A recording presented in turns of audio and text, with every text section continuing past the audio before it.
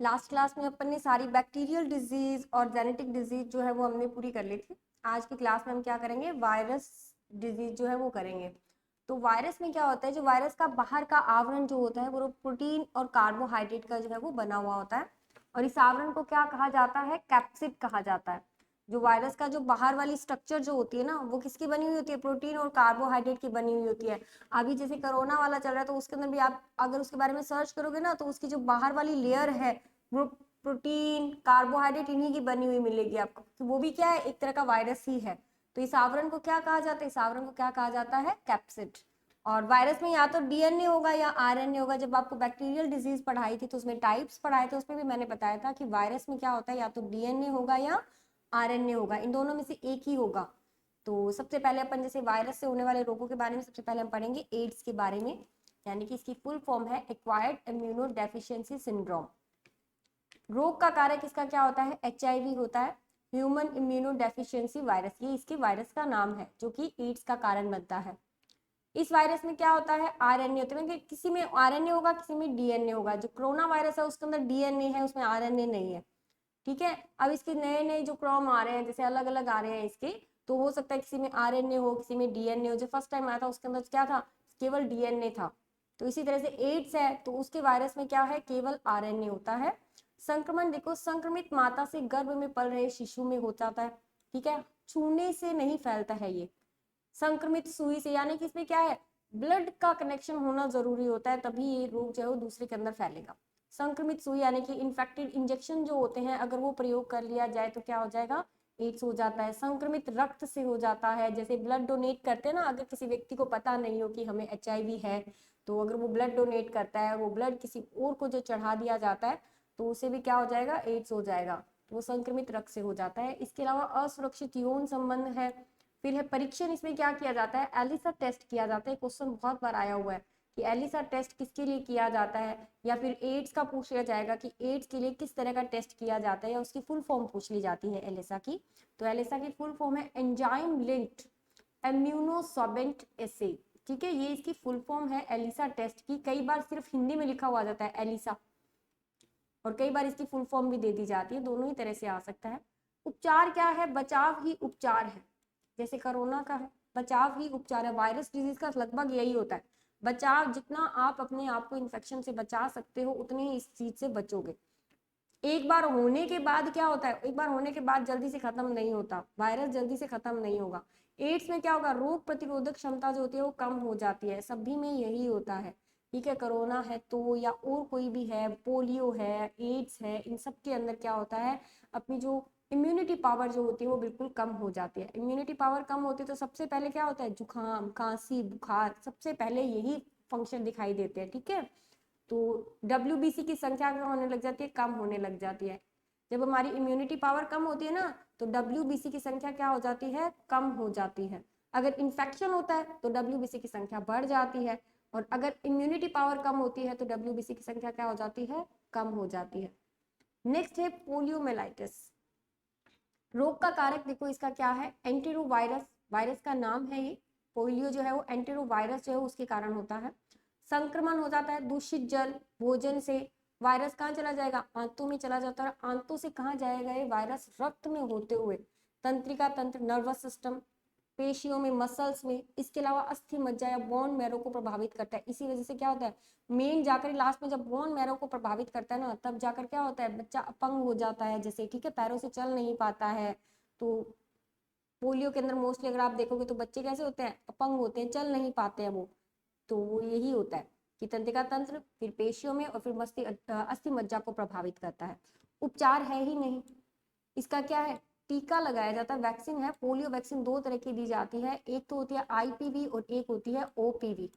IPv में क्या है, इनएक्टिवेटेड पोलियो वैक्सीन है, और एक है ओरल पोलियो वैक्सीन। पोलियो के अब तो क्या है कि उन्मूलन कई तरह के चल रहे हैं, तो उसके अंदर क्या है, ड्रॉप्स बच्चों को पिलाई जाती है, जिसकी वजह से क्या हो जाता है, वो सही हो जाता है। लेकिन हाँ, पोलियो होने के बाद अगर उसको पिलाई जाएगी ना, तो उसका कोई असर नहीं होगा।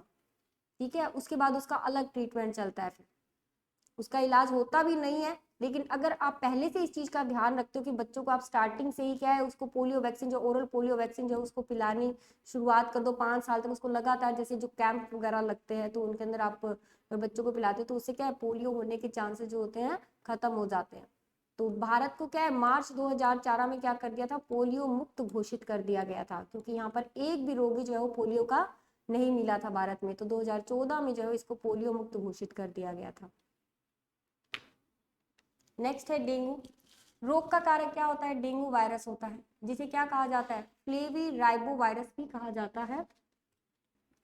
नेक्स्ट है डेंगू, रोग का कारक है इसमें डेंगू वायरस।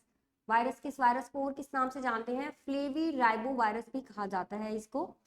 रोग का वाहक होता है एडिस इजिप्टियाई, ये मच्छर का नाम है, ठीक है। एडिस इजिप्टियाई मच्छर का नाम है, वो क्या करता है इसकी रोग का वाहन करता है, यानी कि इस रोग को एक जगह से दूसरी जगह पर इसको फैलाता है।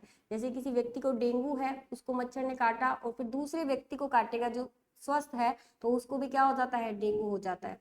तो एक इसका पीरियड भी होता है डेंगू का कि उस समय ज्यादा फैलता है। तो लक्षण क्या है इसके, प्रथम अवस्था होती है, सेकंड स्टेज होती है, दो तरह की स्टेज होती है। प्रथम अवस्था में तो क्या होगा, तेज बुखार होता है, हड्डी तोड़ बुखार होता है। इस समय अगर पता चल जाता है तो प्लेटलेट्स की कमी जो होती है ज्यादा नहीं हो पाती है और जल्दी से इसका इलाज हो जाता है।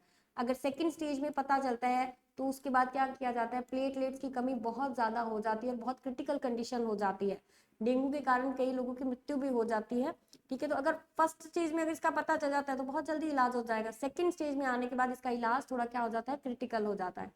उपचार है लक्षणात्मक उपचार, जो लक्षण दिखाई देंगे, बुखार है तो पैरासीटामोल दे देंगे, ठीक है। जुकाम है, खांसी है तो उनकी अलग से दे दी जाती है दवाइयां जैसे।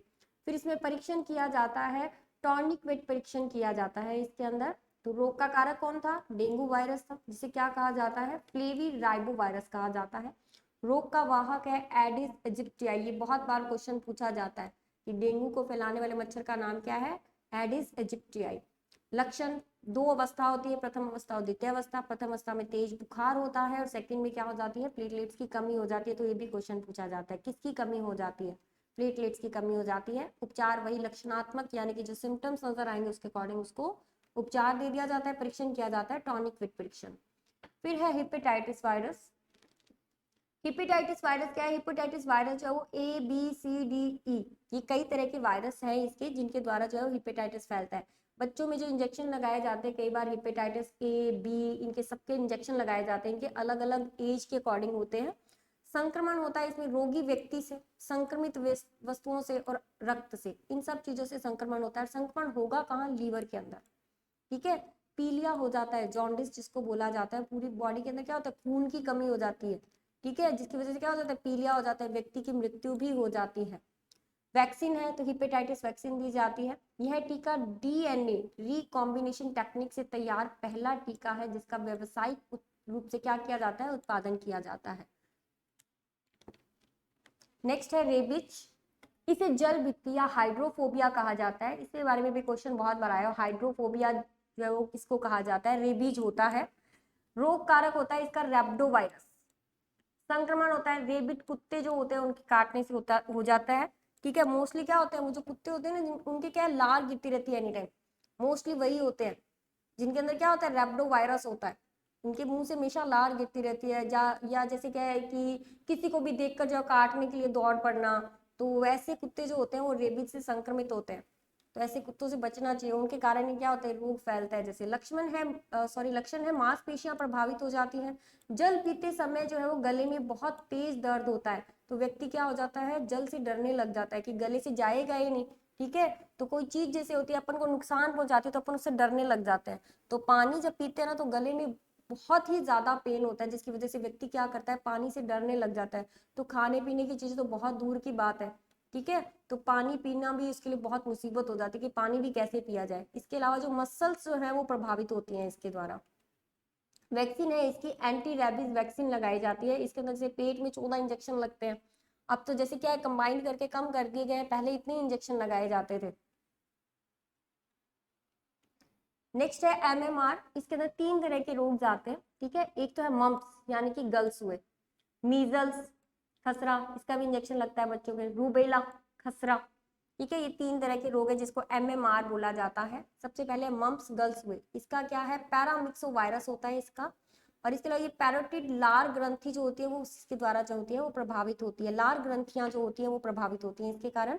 वैक्सीन MMR वैक्सीन लगाई जाती है, सेम यही है, मम्प्स, मीजल्स और रूबेला तीनों के एक साथ ही इंजेक्शन लगता है इसका। फिर मीजल्स है, रूबियोला खसरा कहा जाता है इसको। इसके अलावा इसको रोटा वायरस भी बोला जाता है जैसे, ठीक है। गला है, इसके लिए जैसे कई तरह के इंजेक्शन लगते हैं, जैसे इसके अंदर भी रोटा नाम का इंजेक्शन भी आता है, वो भी लगाया जाता है। गला प्रभावित हो जाता है, सांस लेने में कठिनाई, त्वचा पर लाल दाने हैं, वैक्सीन MMR लगाई जाती है। फिर रूबेला आ जाता है, ये रूबेला के नाम से ही इसका वायरस रूबेला वायरस है, वैक्सीन कौन सी है, MMR है। तो ये इतने सारे जो है वो तीनों रोग की एक ही वैक्सीन लगाई जाती है, MMR। बच्चों में ये बचपन में ही लगा दी जाती है, 4 से 5 साल के बच्चे जो होते हैं उस समय इनमें लगा दी जाती है ये वैक्सीन MMR की। मम्प्स की, मीजल्स की भी अलग अलग तरह की 2 तरह की वैक्सीन होती है, मीजल्स की भी, रूबेला की भी लगती है, खसरा की। तो ये सारी तीनों की तीनों एक साथ लगती है और 2 डोज लगती हैं इनकी, जैसे बच्चों में अलग अलग एज के अकॉर्डिंग। तो जिसकी वजह से क्या है, बच्चों में एक तो पैरेटिड लार ग्रंथियां प्रभावित नहीं होती है, जैसे नुकसान नहीं होता है, बच्चों को गले से संबंधित दिक्कत नहीं आती है, सांस लेने में प्रॉब्लम नहीं आएगी। मीजल्स है तो इसके अंदर भी क्या है, गला प्रभावित होता है, दोनों तीनों में क्या है, एक ही तरह के लक्षण है, गला प्रभावित होता है तीनों में, ठीक है। तो तीनों के लिए एक ही वैक्सीन जो है वो काम में आती है, जो है MMR, mumps, measles and rubella.